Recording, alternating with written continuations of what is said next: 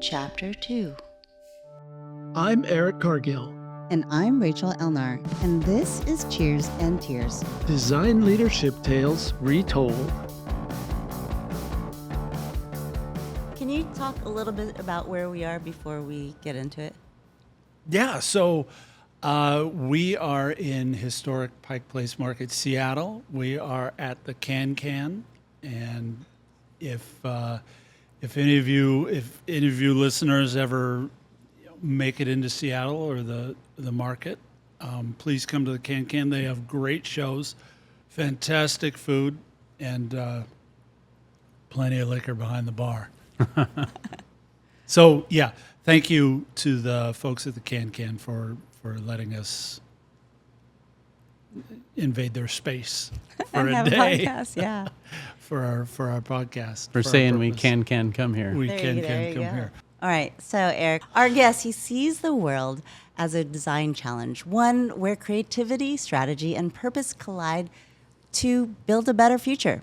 As the founder of Modern Species and host of the Brands for a Better World podcast, he's on a mission to shape a more just, healthy, and regenerative world through sustainable design and compelling storytelling. He also leads creative strategy at Kindship Group, co-chairs the Washington B Corp Collective, and is helping revive AIGA Seattle. Woo, woo. A designer, entrepreneur, and impact advocate, he is always pushing the boundaries of what design can do for business, sustainability, and social good. Let's welcome Gage Mitchell. Gage Mitchell. Hey, I thought it was Gary. Hey, thanks for having me. I don't know where the clap You track forgot the is. clap track. Okay, we forgot don't the need clap it. We track. just created We made our own. own clap track. We'll put it in post. There you Put it go. in post. Who needs Exactly. clap track when you got two of these things? Exactly. Oh, Gage. Welcome. Thank you. Thanks for having me. And at this beautiful space at the Can. Of course. Of course.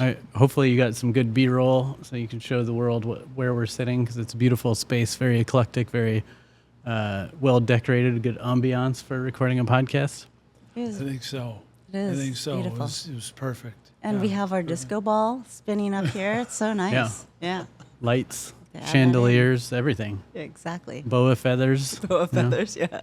Yeah. I mean, you can get up there and sing if you want later. I think that's later. I was actually trying to figure And- out where we would do a pyramid in here. Oh. Pyramid, and they have absinthe. Gage, I've known you Eric. for a long time. I've known you for a long time too. That's a You know, coincidence. some of the people listening may have known you for a long time, may Possibly. yeah, possibly, but just as a review for people, how'd you get your start in AIGA? Yes. How long were you involved? Obviously, you're still involved, but how many leadership retreats did you go to, and which one was your first? Lots of questions there. I'll try to remember the order, but I will. Yeah, I'll go from the Let's start beginning. with AIJ, yeah. We'll start Yeah. with AIGA. Yeah. I'll go from the beginning, but I found my way into AIGA from a recommendation from my sister's friend. At the time, I was finishing up, or not quite finishing up, in my third year of college, and I was getting ready to think about what do I do after I get done with school. I can't just graduate and then hope I find a job or something like that. Yeah. So my sister was working at Colhan in New York at the time, and I knew she was sitting next to some designers. And I said, can you ask those designers what advice they have for me when I graduate here in a year?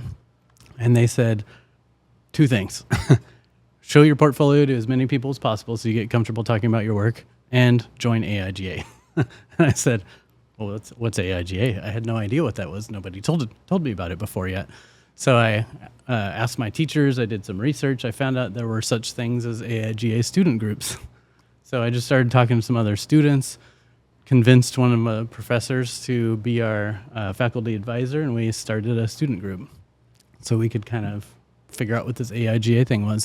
So we started organizing events like portfolio shows. We did studio tours. We had screen printing events. We had lectures. We did poster show. We did all sorts of fun stuff as a group. And then that got me into connected into the AIGA Colorado scene, where I was something of a student advisor connection to the chapter up in Fort Collins, Colorado.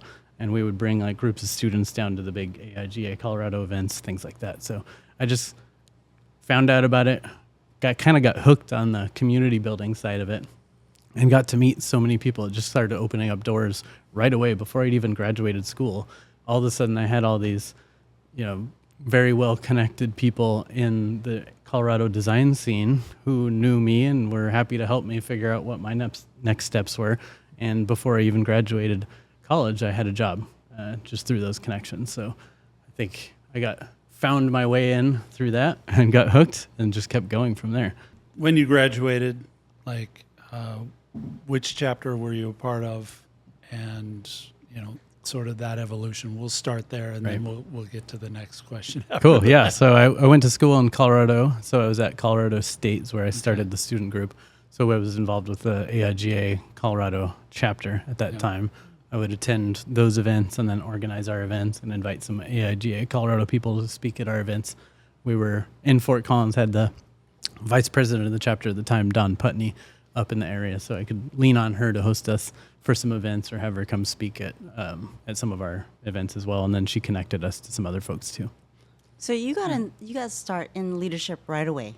Starting the chapter, pretty much like not even just joining and attending events. You just said, what the heck, I'm just going to start the chapter. Exactly. And jump right into leadership. Before I ever even went to a single AIGA event or really even knew what it was, I just started the chapter and became president by default just because the student said, well, this was your idea. Why don't you be president? I'm like, okay, I guess so.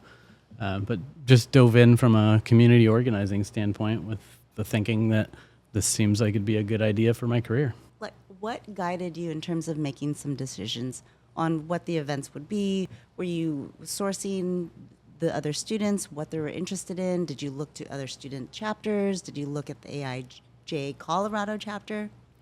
Yeah, I don't think I looked at other student chapters, to be honest. I think we just got a bunch of people around a room who wanted to be involved in this group somehow. I immediately just formed a board of collaborators and said, what do we all want? And I think we all just threw a bunch of ideas out there of things that we thought would be educational, inspirational, fun, or good for our career. And we just delegated stuff and started doing it. It's pretty organic, actually.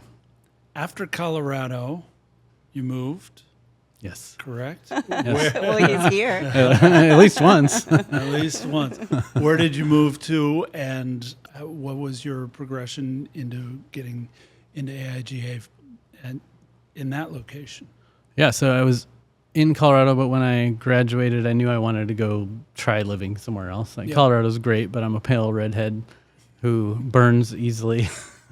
So I knew I wanted to eventually make it to the Northwest, but at the time I was like, well, let's go see other places in the country. So my girlfriend at the time and we just, I think it was called findyourspot.com.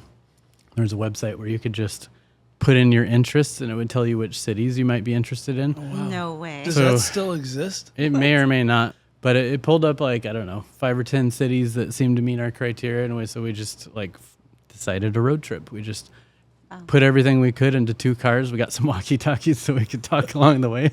And we made a road trip, visited a friend in Louisiana, and just started to kind of making our way out to the southeast, where we kind of toured some places in Florida and South Carolina and North Carolina. We were going to keep going up to Baltimore and DC and other places. But once we hit Charlotte, North Carolina, we got there and it just had a good vibe. It felt like it's a place where we could settle. It was fairly low cost of living at the time. It had a kind of booming new city and interesting culinary scene. And I don't know, it just checked some boxes. So we just decided, let's stop driving and find an apartment and go get some jobs.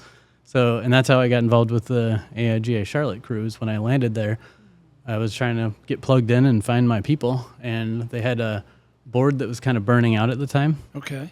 So they were I think it had fizzled down to 2 board members that were left or something, and they were struggling to get things going. So myself and a handful of other people that were new to the city, because there was just tons of people pouring into Charlotte. There were lots of jobs, and it was the headquarters of a few banks, so there was lots of money being poured in. Lots of new designers as well. So I think we ended up having 10 new board members. It was fizzling. They couldn't sustain the chapter. They were thinking about maybe even closing it. And then all of a sudden, a board of like 10 new leaders are like, we'll take over. So I just connected with the president and the events director at the time and asked if I could get involved. And I started organizing some social events. I think I called them Morning Buzz. Kind of borrowed that idea from AIGA Colorado. They had a coffee event there where you just get together and talk to people who showed up about a different topic. So I started organizing that, then joined the board, then ended up kind of on the executive leadership team after a few years. And then after that, Seattle. No, there was another stop in between. Another one. Yeah. Okay. So living in Charlotte, I started getting this feeling like I was just designing pretty trash. Like I liked my job. I liked the people I worked with. We got to do really cool stuff and had good budgets, but we were doing branding and print design mostly for big residential communities. So again, all these people are moving there, and you can buy a mansion for what a 1-bedroom studio apartment costs in New York. Right. So there's like these big house communities that were being built, and that was just a connection my boss had at the time. So we're doing these really cool brand projects with beautiful print pieces, and that side of it was fun. But we were selling things that I just didn't feel like needed to exist. Like how many people really need a 5,000 square foot house with, 10 bedrooms empty because they don't use them for anything in a community that used to be a farm, which we could have actually used, Right. but turned into like a mansion factory. I like doing the nonprofit work, but I just didn't love doing that stuff that just felt like it was making rich people richer. So I got a little disillusioned, and my partner at the time got disillusioned in her job. She was just working too much and didn't love her bosses. So at some point we just said, let's quit everything and go travel. So we sold our condo, we quit our jobs, and we just left the country, not knowing when we'd come back. Did that for a little while. When we did come back, it was the bottom of the 2009, 2008 kind of recession. So we knew when we came back, we needed to move somewhere with low cost of living and that had some potential opportunities to grow. So we ended up in Wisconsin, in Madison, Wisconsin. And of course, me being me, I'm like, well, I need to get involved in the AIGA community to meet some people here. So they didn't have any great. action in Madison. The chapter was in Milwaukee. So I just joined up and I volunteered to be the Madison representative to organize that community and just started collaborating with the other design groups that were in town. Wow. So that was the next stop. That was the next stop. Okay. So I love that he's not like looking for community. He's building He's his building He's it. building communities. I know. This is, these are all things I didn't, I've known you for a long time, but Right. He's been hiding it. from shame you. on me for not thinking to ask. Well, who would think but- to ask that? Right, That's the right, whole reason yeah. for this podcast. Well, here you are. You finally Touche. asked. Yeah, I exactly. finally Here we asked. go. Now I know. Now it's on record. Right. Yeah. And so you were in Madison for how long? I think it was about 2 years, 2.5 years, Okay. something like that. Couple Just years. started getting a little too cold and a little too small, to be honest. Okay. So like after 2 years, we kind of knew everybody in town already. Like knew all the creatives, knew the potential clients. That's where I ended up starting my agency. Okay. And it That was just kind of a small community that we could have stayed in if we wanted. But as I started digging deeper into the niche of sustainable food, I realized we probably need to be going to big trade shows, be in a bigger city, more opportunity, maybe even for more access to potential employees, things like that. So I think we did pull up the findyourspot.com again. It still existed then, but it was maybe getting a little dated. And pulled up a list, and it was like Austin, San Francisco, Seattle, like these kind of cities just started popping up. San Francisco was too expensive. I didn't feel like living in the heat of Texas. So Seattle sounded like the place to go. And, we'd always wanted to move to the Northwest anyway. So this was our shot. So we just decided to pick up and move over to Seattle and landed in downtown and tried to figure out our way from there. And of course, keeping the theme, I immediately went to an AIGA event and I was on the board within, probably a few weeks of arriving. But you didn't start the chapter. No. Okay. This chapter had been around for 20 something years before I got here. Okay. And that was what year?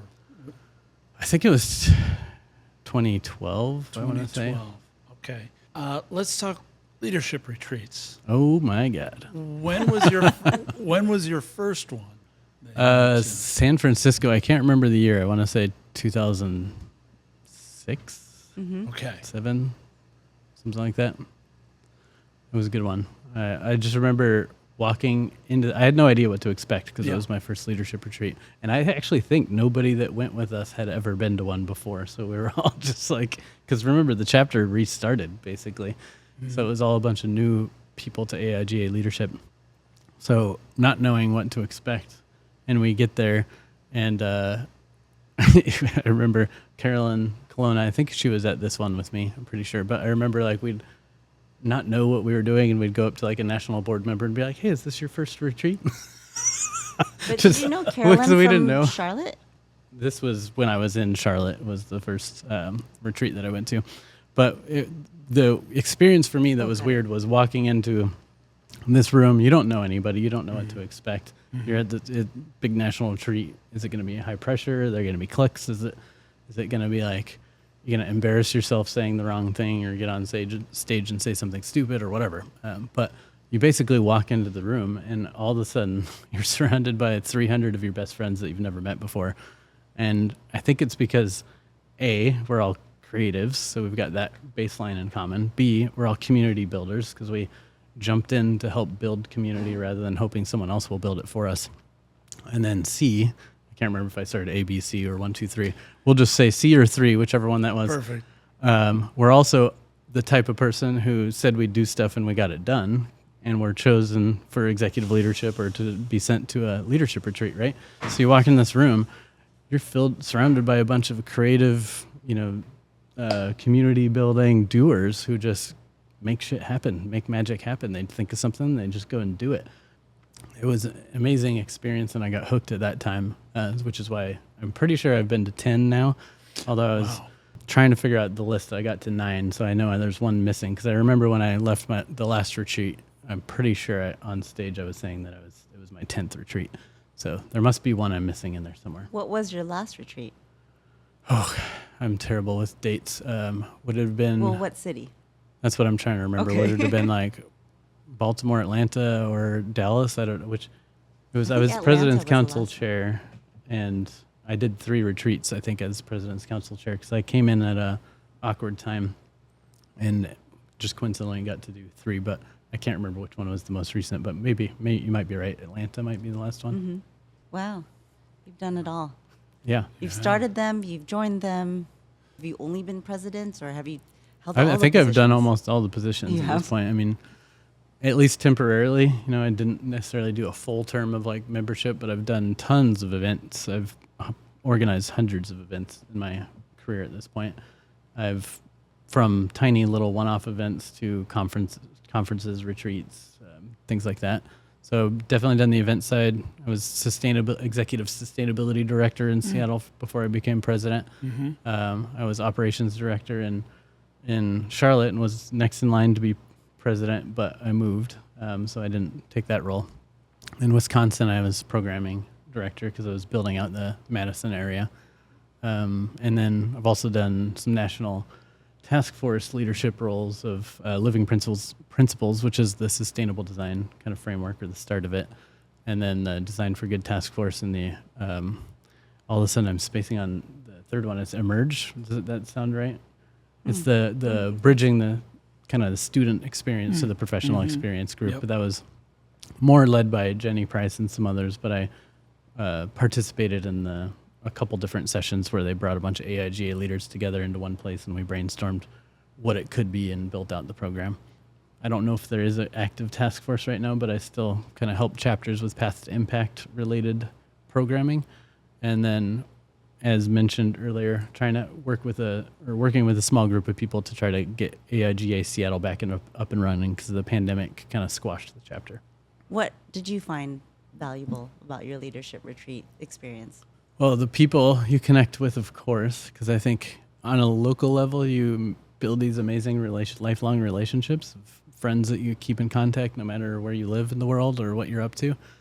And the national retreats, the leadership retreats, were the same kind of thing, but now all of a sudden you have connections in every major city across the states. So you kind of build this network of people that anywhere you travel to, you could just hit someone up and be like, hey, I'm going to be in town. Want to grab dinner? Or, can you show me your studio or whatever else it is? So you build this national network, which is really powerful. And then I think just learning from others, like you go to these retreats, of course, to learn or teach others. And I think in both cases you learn, right? If you're teaching others, you learn more about what you have to teach, and you learn, what people are getting or not getting about it. Or if you're in their session and learning from them, you get to learn something that maybe you'd never otherwise get to experience, because in your job or in your role, or whether it's in the chapter or your professional job, you may never get to touch that kind of work that they get to do because they're in a different space of design or a different level of design or something like that. So getting to hear how other people practice the profession and learn some of their tools and frameworks and methodologies was always super inspirational for me. So I guess those are the two main things that I loved. And then just as a city and culture person, I loved the retreat always rotated, and I got to experience cities and local cultures that I wouldn't have otherwise gotten to experience. Same. Love that. Same. Yeah. There are a lot of takeaways from leadership retreats, but it seems like a lot of the things that people talk about most are outside of the programming. Right. What are some moments that stick out to you outside of the programming of leadership retreats? And there's 3 different levels. There's before the retreat, during the retreat, and after the retreat, right? Okay. So That's a good I think point. before the That's a retreat, good sometimes you would show up in a town a little early because you knew some other people were coming, and you'd get to go to see a museum or go do something kind of fun with a small group of people before the chaos starts, and just reconnect with some of your longtime friends. Like, that's always fun. Just check out the city a little bit before all the work starts. And then during the retreat, there's little moments where there's a break in programming or a lunch where you don't have something to do, and you just casually form a group of people that you happen to bump into at a session or as you're walking down the street heading somewhere, and you just make new connections and have some fun conversations, totally unprompted, unscripted, just connecting with other great people that happen to be there. And then after the retreat, one of my favorite things was like the 5 a.m. club. That was not official part of the programming, but part of the culture. Or maybe it was 6 a.m. club. But the way I understood it started is because former executive director Rick Raffay would always have a flight the next morning. Like, the retreat would end, like, let's say Saturday night. He would fly out Sunday morning at like 5 a.m. or leave to the airport at that time. So there would always be a group of people Saturday night that instead of going to bed after the after party, they would just hang out, go grab breakfast, and then come and hang out in the lobby so we could say goodbye to Rick. Really? And try to scare him a little That's bit, where but that like, came from. Really? yeah. Yeah. So it Okay. eventually became more and more organized. People knew about it, and there would even be like Francis Yolana kind of design some shirts for the club and stuff. So it became this like known thing that if you knew about it, you were probably going to participate in it. And then for those who maybe didn't know about that, there was sometimes kind of an organic brunch that would get assembled that next day too, which was always kind of a nice way to like shake off the hangover or something like that from all the parties and just go, I guess, say goodbye in a little bit more peaceful environment, calm everybody's just kind of trying to rejuvenate and hang out for a little bit before you head to the airport. I remember doing that with you in Grand Rapids because normally I fly right out, but that time I stuck around a little bit longer. Yeah. And we, got a group together and went to, and was even making connections Right. at that breakfast That's awesome. Yeah. on the very last day. There's no programming. There's no after party. There's no, that's it. That's the last thing. And you're Right. still making connections. And yeah. Yeah, I definitely have a little sense of FOMO. Like, it's hard for me to not do all the things, so I ended up stretching myself too thin during a lot of these. Like, instead of being responsible and saying, no, I'm not going to go to that after party tonight, I've got to speak at 7 in the morning, I would still do the party till 2 or 3 in the morning and then speak at 7 in the morning and then just be exhausted that whole day and kind of keep the loop going. As I'm getting older, that's harder to do, but when I was in my 20s, it was easier to keep rolling off the momentum. But part of the reason I do that is because those unexpected connections Right. sometimes are the best connections. Like, you could try to have a great conversation with someone in the middle of an education session or something, but it's the time afterwards where you get to connect as humans, where you really kind of build that bond and make lifelong friends. So I think that's part of my FOMO, is that I don't want to miss those opportunities to create connections, and then I wear myself out. So like after leadership retreats or big trade shows or something like that, I just always feel so drained for a few days afterwards because I just leave it all like on the table, so to speak. I just burn all the energy to try to do as much as I can and connect with as many people as I can. Because a lot of them I might not get to see again for a year or 2 years or something like that. Have any of those connections contributed to your career or to your business? Did anything spark from those after-party connections? Well, I feel like a lot of the work I do is informed from a lot of the people I collaborated with in AIGA throughout my years. Like I said, if you only do your job, you only have so many experiences, but by doing projects together with other people or learning how someone else does something or maybe collaborating on a workshop at a retreat or whatever it is, you get to learn how they do things. And then that helps me learn different ways of how I could be doing my own job, and maybe even gives me the confidence to take on services that I have no right to be taking on other than a little bit of a can-do attitude. You kind of say, you know what, I know somebody who knows something about that. I'll take this job and I'll just call them and get some advice and bring them in or something. So I'd say like a lot of the work I do has been influenced by all the people I've connected with and relationships I've made and things I've learned.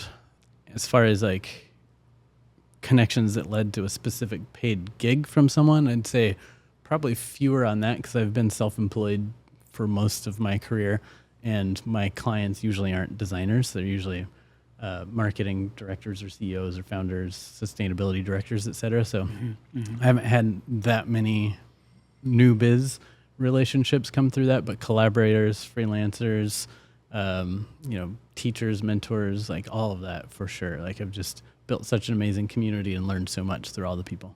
Any specifics? Like specific people? Uh-huh.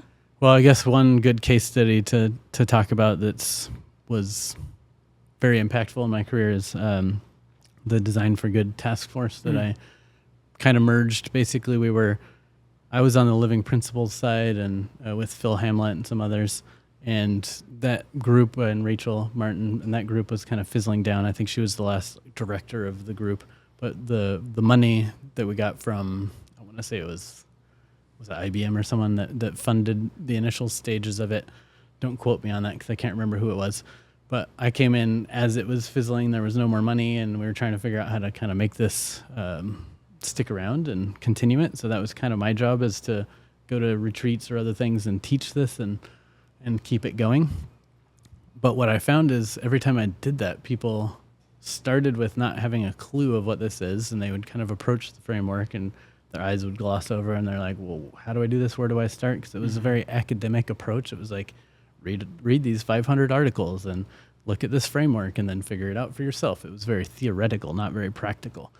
So when I taught it at leadership retreats or other events, I would always make it practical. I'd pull out physical example and I'd have a dialogue around that product, and I would say, talk about this paper. What could we be asking? What questions could we be asking about this paper to make it more sustainable? And it would just make it more tangible for people. So one thing I learned there was we need to make this easier for people to interact with, less theoretical, more practical, something more familiar to them. And then the Design for Good group, I know one of their struggles, I wasn't on the team at the time, but I would observe this through leadership retreats or president's calls or something. A lot of the events were programmed around what I would describe as designers doing good, AKA we would host an event and ask people to bring canned food that we would donate.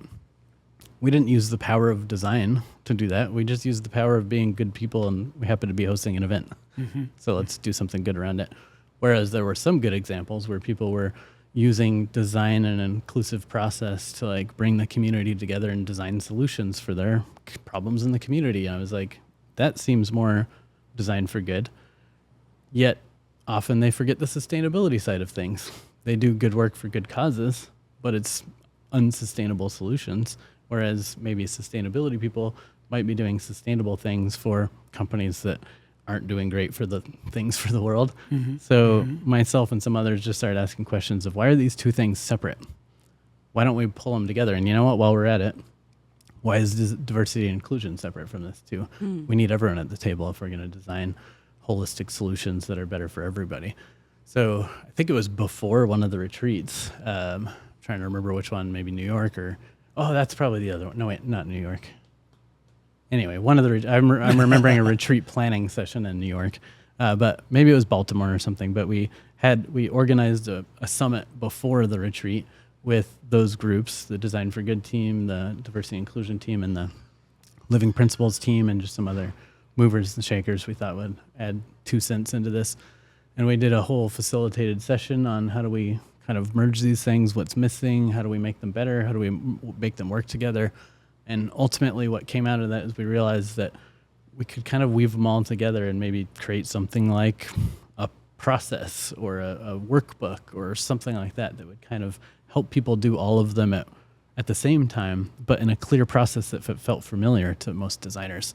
And that eventually evolved into what we now call the Path to Impact, which we turned into a workbook that includes inclusive strategies and methodologies for designing sustainable, measurable impact. So it weaves all the prompts and kind of process suggestions and design thinking frameworks, et cetera, into one workbook that we then went and got some grant money from SAPI. We applied to the SAPI Ideas That Matter grant, applied for that grant, won a grant to produce all the books and distribute them to whichever chapters signed up. I think we got 30 chapters to sign up to take on the books and organize workshops. And then the pandemic hit, and and people weren't organizing workshops, and a lot of the people who we shipped the books to rolled off the board, and then the board lost the books, and it kind of slowed up. So we were like right in the process of taking off with that process. I want to say we probably did like 15, 20 events or something like that, and then got stalled. So I've done a few since then, and I still do some virtually. The last one I did was out in the Dallas-Fort Worth chapter in person. So lost a little momentum in there, but the team that I was working on that with Laurel, Justin, Leticia, and Lenny, we all just kind of mushed all of our brains together, along with the other people that were in the group, like Antoinette, Carol, and Tim and stuff, that we kind of pulled all of our brains together and just figured out like what would a framework look like and how do we make this easy and familiar. So we designed it into a familiar process, like a design process of starting from here. I brought some books just in case we needed to. But we started with the kind of envisioning, then planning, then implementing, then measuring, and then storytelling. So depending on which phase of the process you're in, you can just start there, or you can go through the whole process, and it's got a series of prompts and stuff. So Great. this was like starting point A. We envisioned lots of different tools and frameworks and videos. We created a handful of workshops, and we handed those off to the chapters to just kind of create your own workshops with the books. So like that's a very tangible example of, without this group of people and without those circumstances and knowing all these people and knowing kind of problems we all kind of saw in the industry, this thing wouldn't exist and we wouldn't have all done this work together. And I use this thinking or pieces of this process or whatever in a lot of my work still today. And I still kind of bring these books out to B Corp events or whatever else I'm doing and just try to promote the methodology. So I could probably come up with a bunch of examples like that, but that's one tangible way that connections and people have kind of changed the trajectory of my career, I guess. Your career within AIGA, your leadership career has been so rich. We have some questions. Uh-oh. We have some questions that came through the hotline that are for I was you. curious what would happen there. So we have a couple questions. Let's go ahead and try question number one. Hey Gage, this is Bernardo, former AIGA Philly Boardy. We all love our retreat experience as attendees, but you got to lead a couple of retreats as President Council Chair. How was that experience, and do you have any interesting stories from behind the scenes? The opportunity to lead the leadership retreats was just really exciting because I loved those retreats so much. So the opportunity to kind of try to guide the experience for other people was fun. And of course, we tried to do it as inclusive as possible. Typically, you include the chapter who's hosting, but we'd get together and we'd all think about pull surveys from previous retreats and look at what people liked and didn't like. We'd share our own personal experiences of what we liked or didn't like, and we'd maybe come up with ideas of what we feel like could enhance this retreat experience or really tie into the chapter or the community there. And just being in that collaborative space with all those awesome leaders and getting to think about how to bring a city to life and an experience to life was a lot of fun and rewarding, of course. One experience with the Baltimore team is we came up with a whole leadership framework specifically around the leadership retreat of things that we felt like a good design leader needs to know. And we tried to create a whole structure and framework and tracks based on that leadership framework so we can make sure we're checking all the boxes of different skills that you might need to be a good design leader, so people could level up from just being a designer to a design leader, design manager, to wherever they wanted to go in their career. So created a whole playbook around that. So that was like a fun side project of the leadership retreat, and then so that's fun, just planning the retreat and then going to the city and trying to figure out how you're going to kind of organize this, see the space, try to figure out what rooms you could use for different things or what restaurants you might tell people to go to for lunch sessions or what venues to use for after parties or different things like that. So that experience of learning the city a little bit more was really fun. Like Baltimore in particular, I ended up going to Baltimore like so many times, not just for AIGA, but I had other things that happened to be in the city at the time. So I just got to learn Baltimore more than I ever would have otherwise. And then it's fun for me to get up on stage and just goof around with my friends too, to some degree. So like, for example, like Dallas, getting to get up on stage with Jenny Price with our little hobby horses, and we bought some cowboy hats and hobby horses, and we'd like make a whole skit out of like bouncing around on the stage like we're riding our horses. So it's just a fun experience to just get up there and celebrate community and leadership and try to create something that will be of value to other attendees. So I would recommend it 5 out of 5 stars. If you get a chance to be President's Council Chair and organize some retreats, definitely do it. A lot of work, but a lot of fun. Thank you, Bernardo, for asking. Thanks, Bernardo. Yeah. Next question. This is Stacy from AIGA New York. My question would be, what impact have you seen leadership within your boards? For example, seeing what your community needs and what the resources and access your constituents would need. How has that impacted internally as a board, and how do you create those experiences externally? Impact on the communities. I think the board working with communities to identify opportunities to improve them. I think a great example of that would be here in Seattle. One of the things our chapter became known for was the Design for Good program called Changemakers. And that program every year picked a different topic, like homelessness or something like that. And we would focus a series of events around that topic where we would find nonprofits or organizations focused on that problem. And then we would put up a call for creatives to participate in the project. And we would get, I think, hundreds of applications of creatives who wanted to participate in these projects. And then we would do some matchmaking to build creative teams for each of the nonprofits based on the problem they're trying to solve. And then run them through kind of a program of helping them learn how to work together. And then they would set some scopes and do some work. And then there would be check-ins and share-outs at the end, like a whole showcase. And that whole program was designed around community needs, to Stacy's point. We just picked the problem. We didn't even define the problem. We let the nonprofits define the problem for the creative teams, right? So it was more of a way to facilitate the connection between creatives and nonprofit problem solvers to come together and find creative solutions to their problems. Lots of different teams doing lots of great work for the community.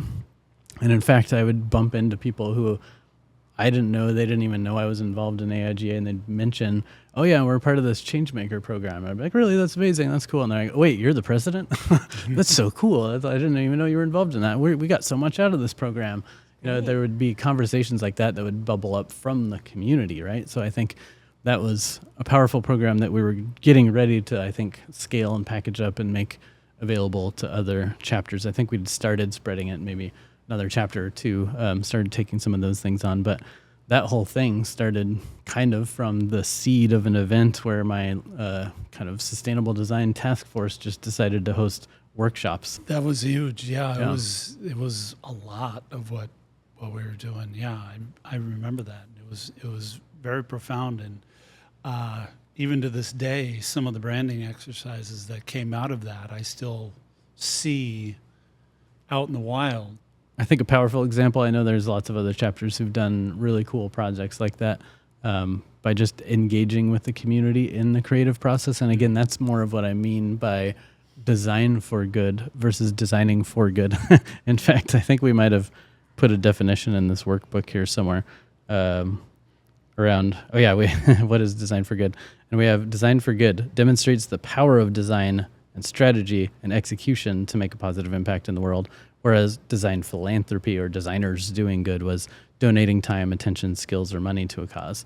Yeah. So there is a mix of both of those obviously happening with like change makers, but like when you don't just, donate 10% of the ticket sales to this company, but you literally design the whole program and experience of whatever you're offering to make an impact. That's the true power of design with a capital D, I think, at that point. So I think there's lots of power and potential in the AIGA community. Like the community is just so full of passionate, super intelligent, creative people who want to make a difference. And I think these are examples of the types of programs that come out of these communities when you just let designers do what they want to do. What I've noticed in some of the stories that you've been telling us has been that you've been really great with creating those guardrails, those bowling bumpers, let's say, right? There is a lot of power, a lot of talent in the design community. You're good at helping create intentionality and directing that power in one way so there is more impact. So, that's an amazing trend that I'm seeing through all the things that you're saying. I think I bring my own bias of wanting to make a positive impact for sure, but I think to your point, what I often do is I just ask the right questions, I guess. I get a group of people together and I ask them what they want to do, what lights them up, what problems they see in the world, or where their passion areas are, or what kind of skills they want to learn. And I think then the kind of work builds itself from there, because when you just let people do the things that they can't do in their normal life and now they get to do it together with a group of awesome people, magic happens. So I don't feel like I had to create super hard guardrails most of the time. I would just maybe plant some seeds and then the group would water them, or they'd bring their own plants, or they'd decide, let's build a garden over here instead. So I think it was just creating the space for these things to happen. I think maybe is my skill set, just bringing people together and inviting them to do what they're called to do. And it's a very unique style of leadership. So yes, I would agree with you. You Very are creating hands-off. space. Yeah. You are planting seeds, as all leaders do. But the way you help direct their energy, the way you frame what the purpose is, gives them renewed energy that Right. I've not seen before. Oh, okay. Nice. Yeah, it's like this yes and attitude. It's just like, it's really fantastic. Yeah. I understand you are starting to restart AIGA Seattle. Right. You're trying to. You obviously have done this many times before, just jumped in and created a new chapter. What advice would you give to somebody who would love to restart their chapter, who would like to start a student chapter at their college? Yeah, I always feel like it's best to just start small, by which I mean, if the bigger goal you set, the more you're going to be intimidated, the more resources you need, the more people you need, the more like organizing you need, the more funding you need, etc.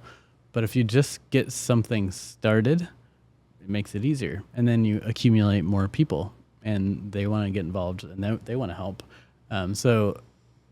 Most of the things I've started, I just start with like the smallest, simplest prototype I possibly can, even if it's just let's gather 10 people at a coffee shop or at a bar for a social or something like that, and then build from there. So we've, even before the chapter's reestablished, we've just been having little social gatherings to remind people that there is a design community here.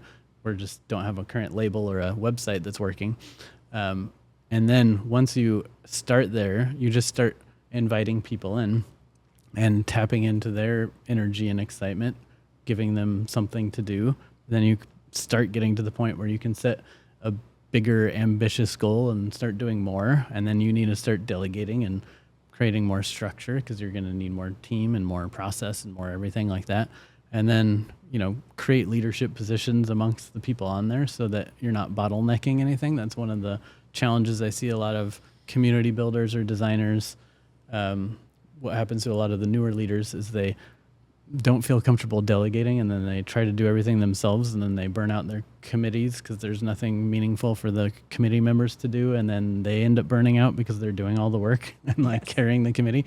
So like bring people on, empower them, let them do the stuff they came on to do, and then eventually you need to take a step back, like Eric was saying, like let them do it, let them own it, because if they own it, if they love it, if it's their baby, they'll keep doing it. But then encourage them to do the same. Don't bottleneck yourself. Don't hold leadership power over or positions when you could open that up and let someone else take a leadership role.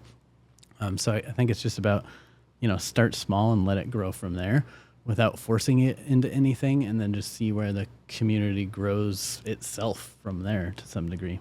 It's great. Very organic. Yeah. So Gage, how many pyramids have you been a part of? How many or how tall? How tall? Whichever one you want to answer first. I want to say we got to like five levels at some point. I remember we were touching the ceiling in one of those. Wow. Was Rachel on the top of that one? Possibly. There's been so many pyramids, I can't remember who was all in any of them, so we have to like go back and look at the photo evidence. But I mean, I've done pyramids inside of elevators. We've done pyramids in restaurants. I remember one of them. Pretty sure we even had like the guy that worked at the hot dog stand in Chicago, I don't know, something like that, take a photo of us doing pyramids. We were doing them in like the ping pong bar in Colorado and got kicked out of the bar because we were being too dangerous.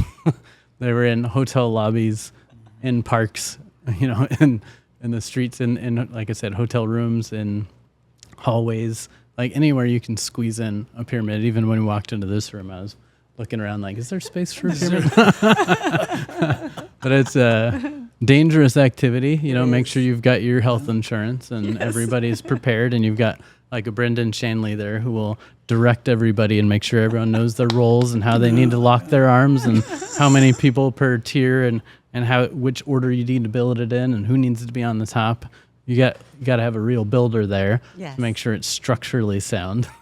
Well, they have a rotating stage here that I helped build at the Can, and if you want to add another piece to that, building a pyramid to the portfolio. Yeah, there you go. I wish there was rotating stage. A lot of these pyramids happened before the smartphones and stuff were all in our pockets all the time, so there's probably not great photo evidence. Yeah. But it would be cool if somebody did like an archival dig and just found as many pyramid photos as possible and created a book. Absolutely. AIGA pyramid book. That's part of this podcast. Hopefully everyone will help us. I know. Submit the pictures. There should be a hotline. 1-800-PYRAMID. Just call in your photo. That doesn't make sense. Call in your photo. Send in your photo. That's not a bad idea because after, this is number 12, right?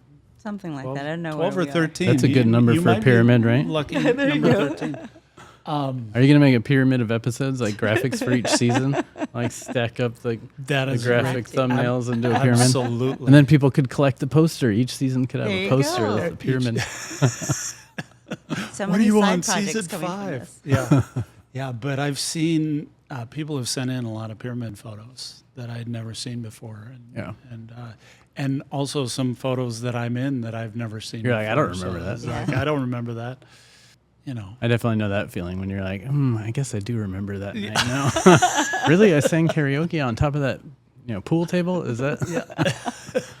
Gage, it's been so great to have you. Yeah, thank you so much. Fun seeing you both. So great to have you here. It's great to connect again in person. Thank you for coming to our first in-person first. podcast. Yes. This is the first one. Nice. This is Guinea pig. Inaugural episode of being all together in person. And it's nice to hear that you are bringing your leadership once again to AIGA Seattle. Yeah, it's just been a lot of work to just even get all the legal entity back and so on and so forth because the chapter was negligent for a while. So we've been working on that for like a year, just trying to track down accounts and stuff. But hopefully you'll see some events in the near future getting posted up on the static websites. Looking forward to it. But I'm excited to get it back up and running. And almost everyone I talk to that's been involved in AIGA just all says, well, let me know how I can help once it's up and running. So I think everyone wants it to exist again. So we just need to I'll throw my name into that. to get all the legal stuff done and get it going. Yeah, it's great. I'm so happy that you guys are doing this. So thank you so much. Appreciate that. And thanks for doing this show. It's course. it'll be fun to reconnect with all the AIGA friends. It's been a lot of fun. It's has been a been. lot of fun, and it's been, wonderful. Learning about you, stuff that I didn't know about you, and I've known you for years. So Yeah. this was fantastic. If only I could turn the mic around, so to speak, and learn more about you all, but I'll just do that through the podcast, I guess.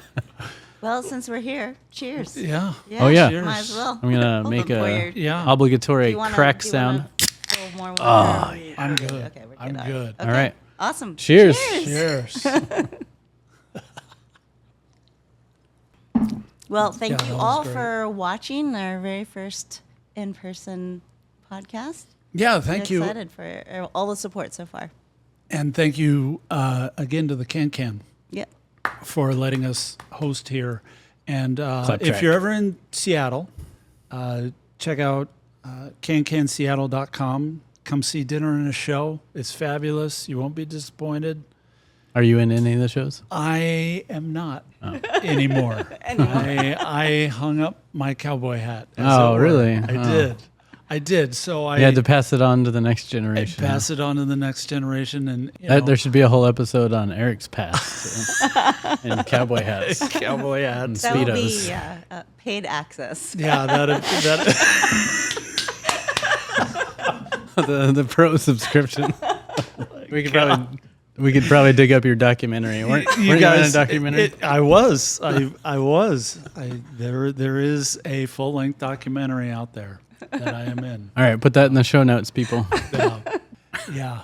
No, it wasn't that salacious, but it was a good But a time. little. But a little. But a little. It was a good. It was the right amount. Yeah, it was the right amount, and it just so happened to coincide with my time on the AIGA board. Oh, nice. It's perfect timing. There you go. You brought the hat to retreats, I seem to remember. There was a hat. It wasn't your hat. Now I remember. No, it You wasn't just- my hat. There was a Someone hat else found it that for I you. poured water into. And You did that? Oh yeah. Yeah, I did that, and then it was either right I before. feel like we were at a bowling alley, Yeah, we were at karaoke the- bowling. That bowling was alley. karaoke. Which city was that again? I think that was Grand Rapids. I think Grand it's Grand Rapids. Rapids. That sounds right. So we had to like 'Cause walk everything across the happened at bridge to Grand get there. Because Rachel jumped on my back, and I just grabbed a ball and an open lane and bowled. And Really? With her on your bowled a back? strike. With her on my I hope back. somebody got that on I video. discovered that while we were filming a podcast. I still yet have to see a photo because I don't remember. No picture. It didn't happen. I know. I'm sure somebody has a photo somewhere. But I don't know. There are so many great moments in between moments. There's just no way to capture everything. That's where the There magic were, is. There were. I mean, one of my, I don't know why it is, but it's a favorite memory of mine. It's actually Gage and I, it was after Grand Rapids had ended. It was before the breakfast or the brunch that we had. You and I walked around, they had those elevated walkways, I guess for wintertime that connected all the buildings. Oh, yeah. Yeah. And you and I We were just getting lost. just getting lost, just walking Because around. the sign from- would be like, it's right over here. And then we'd walk for like a mile. And it's like, Yeah. I haven't seen another sign since. Yeah, just building the Who building. designed, and it was, who designed this place? Well, this was a good time. Thank Yeah, you again, it Gage. was. Thanks for having me. Appreciate it. Yeah. Of course. Cheers and Tears will be back next time with more design leadership tales retold. Please subscribe, rate, review, and share this podcast with your creative community, design leaders, and friends. Cheers and Tears Design Leadership Tales Retold is a production of Chapter 2 and hosted by us, Rachel Elnar and Eric Cargill. This episode was produced and edited by Rachel Elnar. Podcast graphics by Eric Cargill. Animation by Verso Design and Megato Design. The theme music track is Loose Ends by Silver Ships Plastic Oceans. Follow Cheers and Tears on Apple, Spotify, or YouTube podcasts, or wherever you get your audio and video podcasts. Subscribe to our email list at cheersandtears.com so you don't miss an episode.